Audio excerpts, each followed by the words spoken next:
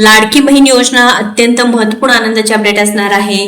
ज्या लाडक्या बहिणीच्या खात्यामध्ये मार्च एप्रिलचे पैसे आले नाहीत पण आता मेचे हप्ते येणार का? आज महत्त्वाचा दिवस आहे. 12 जून वितरणाचा दिवस असणार आहे. त्यामुळे लाडक्या बहिणीनं तुमच्या खात्यामध्ये 1500 रुपये कधीपर्यंत जमा होणार ही सगळी माहिती लगेच बघूया. व अपात्र यादी काय असणार आहे, यावेळेस सुद्धा लाडक्या बहिणींना अपात्र केले जाणार का? मेचे हप्ते जे मार्च व एप्रिल महिन्याचे पैसे आले मात्र मेचे सुद्धा पैसे येणार का, लगेच बघून घेऊया. तर लाडक्या बहिणींनो, आज महत्वाचा दिवस असणार आहे कारण 10 जून 2026 ला GR आला आहे व त्यानंतर 1 ते 2 दिवसांनी हप्त्याचं वितरण सुरू होणार. तर लाडक्या बहिणीच्या खात्यामध्ये खटाखट आजपासून पैसे येण्याची शक्यता आहे. 12 ते 15 तारखेपर्यंत लाडक्या बहिणीच्या खात्यामध्ये हे 1500 रुपये मे हप्ता जमा होणार आहे. पण आता मेचे पैसे जमा होण्यासंदर्भात इथे GR आला होता व सांगितलं होतं की मे 2026 साठी जे काही सामाजिक न्याय व विशेष सहाय्य विभागाकडून महिला व बालविकास विभागाला हे पैसे निधी देण्यात आलेले आहे व सर्व लाडक्या बहिणीच्या खात्यामध्ये आज दुपारपासून किंवा थोड्या वेळापासून पैशांचं वितरण सुरू होऊ शकतं. पण आता अनेक लाडक्या बहिणींचं काय झालं आहे की मार्च एप्रिलचे पैसे आले नाहीत, मग मेचे हप्त्याचं वितरण होणार का? लगेच सविस्तर अपडेट बघूया. तर आज हप्ता वितरण सुरू होण्याची शक्यता. 10 जूनला सामाजिक न्याय व विशेष सहाय्य विभागाकडून शासन निर्णय आले. 2 ते 3 दिवस हे पैसे येणार आहे. म्हणजे 12, 13, 14 आणि 15 तारखेपर्यंत लाडक्या बहिणीच्या खात्यामध्ये पैसे येतील. पण मार्च एप्रिल हप्ता आला नाही, मग या वेळेस पैसे येणार का? अनेक लाडक्या बहिणींना काय झालं आहे की मार्चचे पैसे मिळाले आहेत, म्हणजे 1500 रुपये जमा झाले मात्र एप्रिलचे 1500 रुपये जमा झाले नाहीत. मग त्या लाडक्या बहिणींना मेचे पैसे जमा होणार का? तर लाडक्या बहिणींनो, अनेक अटी व निकष आहेत. पण ज्या लाडक्या बहिणींची बँक KYC किंवा DBT स्टेटस ऍक्टिव्ह आता केली असेल तर होय, तुम्हाला हप्ता मिळणार आहे. बघा, बँकची KYC अनेक वेळा काय होते की केलेली नसते किंवा DBT स्टेटस आहे ती इनऍक्टिव्ह असते, त्यामुळे देखील तुमच्या हप्त्याचं वितरण होत नाही, तुमचे पैसे अडकतात. पण पडताळणी प्रक्रियेमध्ये तुम्ही पात्र झाला असेल तर 100% तुम्हाला पैसे मिळणार आहे. व इथे जी KYC ची पडताळणी प्रक्रिया सुरू होती त्यामध्ये तुम्ही पात्र झाला असेल तर 100% तुमच्या खात्यामध्ये पैसे येणार आहे. त्यामुळे लाडक्या बहिणींनो, कन्फर्म आहे की जरी मार्च एप्रिलचे हप्ते जमा झाले नाहीत पण तुम्ही या दोन्ही मधून जर तुम्ही पात्र झाला असेल तर पैसे येतील. मात्र ITR म्हणून तुम्हाला अपात्र करण्यात आलं असेल तर इथे शक्यता फार कमी आहे, कारण आता सरकारने अनेक लाडक्या बहिणींना ITR जे भरतात किंवा ज्यांच्या घरी ITR भरतात त्या लाडक्या बहिणींना अपात्र करण्यात आलं आहे.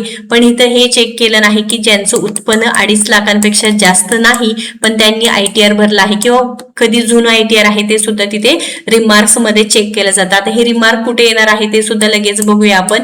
पण लाडक्या बहिणींनो, लक्षात घ्या, जी आपली वेबसाईट आहे मुख्यमंत्री माझी लाडकी बहीण योजनेची, त्यावरती सुद्धा तुम्ही काय करू शकता, तुमचे हप्ते येण्यासाठी ऑनलाईन तक्रार करू शकता. त्यासाठी जरी ऑनलाईन तक्रार केल्यानंतर तिथे तुमचे कागदपत्रे म्हणजे तुमचं काय आधार कार्ड तुम्हाला काय करायचं आहे, लॉग इन अपलोड करायचं आहे. पुढचा आणि पाठीमागचा जो फोटो आहे आधार कार्डचा तुम्हाला अपलोड करायचा आहे व त्याची तक्रार केल्यानंतर त्याच्यावरती सोल्युशन सुद्धा मिळणार आहे.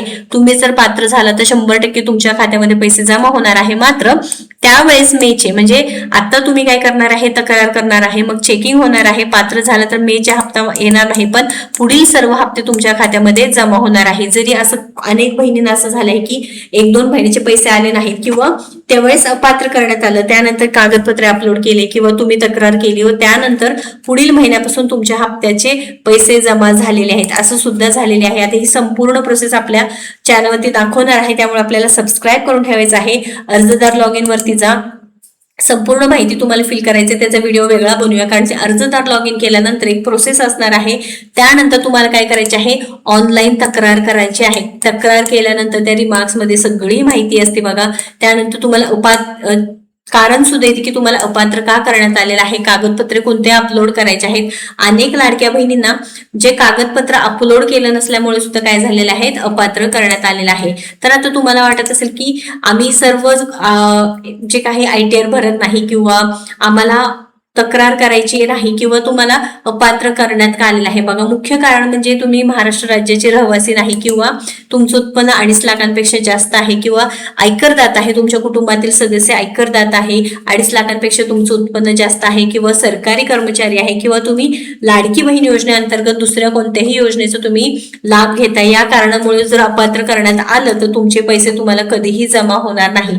तुम्हाला 100% तिथे काय असणार आहे, अपात्रच करण्यात येणार आहे. पण तुम्ही या पात्रते यादीमध्ये बसत असाल, म्हणजे काही तुमचं उत्पन्न 2.5 लाखांपेक्षा कमी आहे, तुमचं वय 21 ते 65 वर्ष आहे, तुमचं स्वतःचं आधार लिंक असलेलं बँक खातं आहे, तुम्ही विवाहित, विधवा, घटस्फोटित परिस्थिती यापैकी एक कोण आहे, तर नक्कीच तुम्हाला काय असणार आहे, पैसे मिळणार आहे.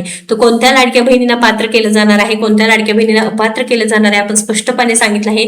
पुढील व्हिडिओ मिस करू नका, त्यासाठी आपल्या चॅनलला सबस्क्राईब करून घ्यायचं आहे, कारण पुढे आपण तक्रार कशी करायची आहे लगेच लाईव्ह बघून घ्यायचं आहे, जेणेकरून तुमच्या हप्त्याचे पैसे जर जमा झाले नाही तर ऑनलाईन तक्रार करायची आहे. आधार कार्ड आहे तुमचं तिथे अपलोड करायचं आहे. 5 कागदपत्र सांगितले आहे, त्यापैकी तुम्हाला एक आधार कार्ड सुद्धा अपलोड केलं तरी चालणार आहे, जेणेकरून तुमची पात्रता यादी पुन्हा एकदा पडताळणी प्रक्रिया होणार आहे. त्या पडताळणी प्रक्रियेमध्ये जर तुम्ही पात्र झाला तर तुम्हाला कोणीच अपात्र करू शकत नाही. तुमचे थांबलेले पैसे पुन्हा एकदा सुरू होणार आहे. अनेक लाडक्या बहिणींना आपण हे मार्ग दाखवले आहेत व अनेक लाडक्या बहिणीचे पैसे खटाखट सुरू सुद्धा झालेले आहेत.